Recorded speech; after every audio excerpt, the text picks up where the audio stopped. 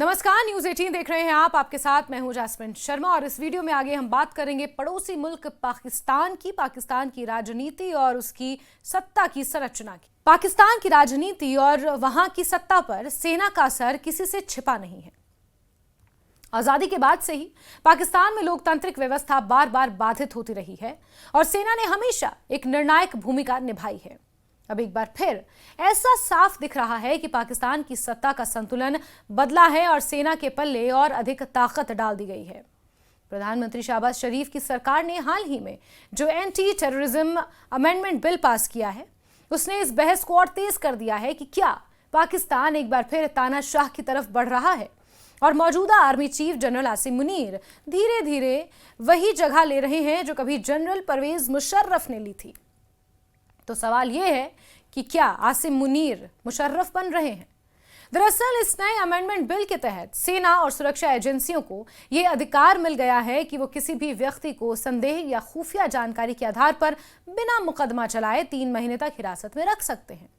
यह प्रावधान पाकिस्तान के पुराने एंटी टेररिज्म एक्ट 2014 का हिस्सा था, जिसे साल 2016 में हटा दिया गया था, लेकिन अब सरकार ने इसे फिर से लागू कर दिया है। सरकार का तर्क यह है कि आतंकवाद से लड़ने और आंतरिक सुरक्षा बनाए रखने के लिए यह कदम आवश्यक है, यानी जरूरी है। लेकिन विपक्ष और मानवाधिकार संगठनों का आरोप है कि इस कानून का इस्तेमाल असल आतंकवादियों से अधिक राजनीतिक विरोधियों और सरकार की आलोचना करने वालों के विरुद्ध किया जाएगा, क्योंकि आतंकवादियों को तो पाकिस्तान की सेना खुद ही शह देती है। ये हमने उस वक्त देख लिया था जब पाकिस्तान के आतंकी ठिकानों पर ऑपरेशन सिंदूर के जरिए प्रहार किया गया और उन आतंकवादियों के जनाजे में पाकिस्तानी सेना के कई अधिकारी शामिल थे। इस नए प्रावधान के तहत किसी भी गिरफ्तारी का आदेश सरकार, सेना या अर्धसैनिक बल जारी कर सकते हैं और इसके बाद मामलों की जांच एक जॉइंट इंटेरोगेशन टीम यानी संयुक्त पूछताछ समिति द्वारा की जाएगी। इस टीम में पुलिस, खुफिया एजेंसियों और सेना के अफसर शामिल होंगे। खास बात यह है कि यह नया कानून अभी के लिए 3 साल तक लागू रहेगा और संसद चाहे तो इसे आगे बढ़ा भी सकती है। हालांकि कानून मंत्री आजम नजीर तारड़ ने कहा कि गिरफ्तार व्यक्ति को 24 घंटे के भीतर मजिस्ट्रेट के सामने पेश करना जरूरी होगा और इस प्रावधान का इस्तेमाल सिर्फ खास परिस्थितियों में होगा। लेकिन आलोचकों का कहना है कि पाकिस्तान जैसे देश में जहां सेना का हर मामले में दखल पहले से ही अधिक है, वहां इन शर्तों का ईमानदारी से पालन करवाना संभव ही नहीं है। विपक्षी दल पाकिस्तान तहरीक इंसाफ और इसके नेता बैरिस्टर गौहर अली खान ने इस कानून को लोकतंत्र पर हमला करार दिया।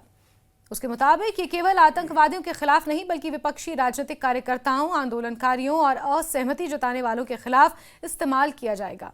गौहर अली खान कहते हैं कि केवल शक के आधार पर किसी को 3 महीने तक जेल में डाल देना और अदालत में पेश किए बिना रखना लोकतंत्र नहीं बल्कि तानाशाही की ओर एक कदम है। इस तरह मानवाधिकार संगठनों ने भी इस कानून की तीखी आलोचना की है और चेतावनी दी है कि इस एक संशोधन ने पाकिस्तान को लोकतांत्रिक व्यवस्था से और दूर धकेल दिया है। आलोचक इस कदम को जनरल आसिम मुनीर की ताकत बढ़ाने से जोड़कर देख रहे हैं। ये किसी से छिपा नहीं है कि पाकिस्तान की मौजूदा राजनीति में सेना पहले से ही सबसे ताकतवर संस्था है और आर्मी चीफ व्यवहारिक तौर पर प्रधानमंत्री से भी अधिक प्रभावशाली माने जाते हैं। जहां दूसरे देशों के फॉरेन मिनिस्टर्स या राजनयिक दूसरे देशों के जो रिप्रेजेंटेटिव्स होते हैं उनसे मुलाकात करते हैं, लेकिन पाकिस्तान में अगर किसी रिप्रेजेंटेटिव या एम्बेसडर से मुलाकात करनी है तो मुलाकात के लिए, किसी राष्ट्रपति से मुलाकात करनी है तो मुलाकात के लिए पाकिस्तान की सेना के army chief Asif general Munir जाते हैं। और इसी से स्पष्ट है कि सेना का दखल राजनीति में कितना ज्यादा है। अब जब संसद ने आर्मी को और अधिक अधिकार दिए हैं तो ये डर पैदा हो गया है कि पाकिस्तान धीरे धीरे उसी रास्ते पर जा रहा है जिस पर वो अतीत में कई बार जा चुका है, यानी लोकतांत्रिक व्यवस्था का हनन और सैन्य वर्चस्व की स्थापना। इस संदर्भ में 1999 का तख्ता पलट सबसे बड़े उदाहरण के रूप में सामने आता है, जब जनरल परवेज मुशर्रफ ने नवाज शरीफ की चुनी हुई लोकतांत्रिक सरकार को बर्खास्त कर दिया था। उन्होंने संविधान को निलंबित कर इमरजेंसी घोषित कर दी थी और फौजी ताकत के दम पर पाकिस्तान पर शासन किया। उस समय भी तर्क यही दिया गया था कि देश की सुरक्षा को बचाने, राजनीतिक अस्थिरता से निपटने के लिए सेना का यह कदम जरूरी था। लेकिन समय बीतने पर यह साबित हुआ कि वो तानाशाही शासन केवल सेना की सत्ता साधना था जिसमें विपक्ष को दबाया गया, प्रेस पर पाबंदी लगी, लोकतांत्रिक संस्थाओं को हाशिए पर डाल दिया गया। बाद में पाकिस्तान की सुप्रीम कोर्ट ने भी मुशर्रफ की कार्रवाई को असंवैधानिक करार देते हुए उन्हें गद्दारी का दोषी ठहराया। अब आलोचकों को डर है कि वही कहानी दोहराई जा रही है। आसिम मुनीर के पास पहले से खुफिया एजेंसियों और सेना का पूरा नियंत्रण है। ऐसे में अगर किसी भी राजनीतिक असहमति या विरोध की आवाज को सुरक्षा के नाम पर दबाने का कानूनी अधिकार उन्हें मिल गया है तो ये लोकतांत्रिक ढांचे को गंभीर रूप से कमजोर कर सकता है। इस कानून से सेना को विस्तृत अधिकार मिल जाने का मतलब यह है कि वो असहमत लोगों को केवल संदेह के आधार पर, सिर्फ शक के आधार पर हफ्तों और महीनों तक कैद में रख सकते हैं और प्रशासन को इसका पूरा कानूनी बचाव मिलेगा।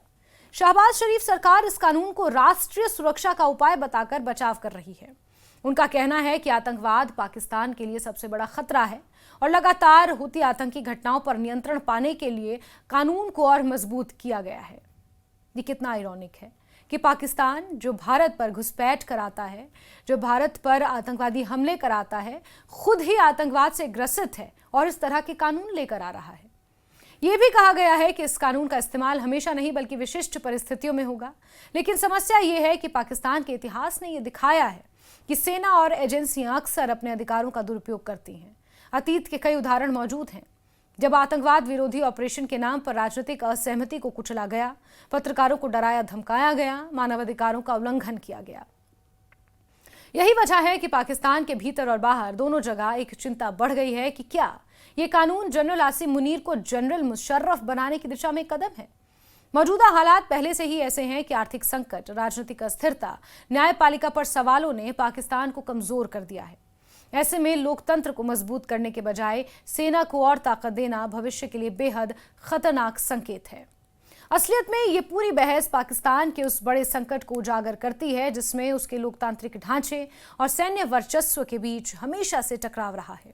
जब जब लोकतांत्रिक संस्थाएं मजबूत होने की कोशिश करती हैं, सेना खुद को कुर्बानी देने वाली इकाई के रूप में पेश करके सत्ता में हिस्सेदारी ले लेती है। इस कानून का समर्थन करने वाली सरकार भी इस सच्चाई को जानती है कि पाकिस्तान में स्थिर सत्ता उन्हें तभी मिल सकती है जब सेना प्रसन्न रहे और उसके हाथ में अधिक शक्ति हो। लेकिन लोकतंत्र की कीमत पर सत्ता हासिल करना शायद वही भूल है जो पाकिस्तान के राजनेता बार बार करते हैं। और अंत में ये कहा जा सकता है कि शहबाज सरकार का यह फैसला पाकिस्तान की लोकतांत्रिक व्यवस्था के लिए एक नई चुनौती है। सेना के अधिकार और बढ़ाने से आतंकवाद पर काबू पाना सचमुच आसान होगा या नहीं, ये तो भविष्य बताएगा। लेकिन इतना निश्चित है कि इस कानून ने पाकिस्तान को और अधिक सैन्य वर्चस्व की तरफ धकेल दिया है। जनरल आसिम मुनीर को इससे जबरदस्त ताकत मिली है और उनके सामने अब रास्ता अधिक साफ है। ये समय बताएगा कि क्या वो इस शक्ति का इस्तेमाल वास्तव में आतंकवाद के खिलाफ करेंगे या फिर ये शक्ति लोकतंत्र को कमजोर करने और विरोधियों को कुचलने के लिए प्रयोग होगी। लेकिन मौजूदा हालात और पाकिस्तान के अतीत को देखते हुए ये आशंका प्रबल है कि आसिम मुनीर का रास्ता कहीं परवेज मुशर्रफ की ओर मुड़ता हुआ नजर आए।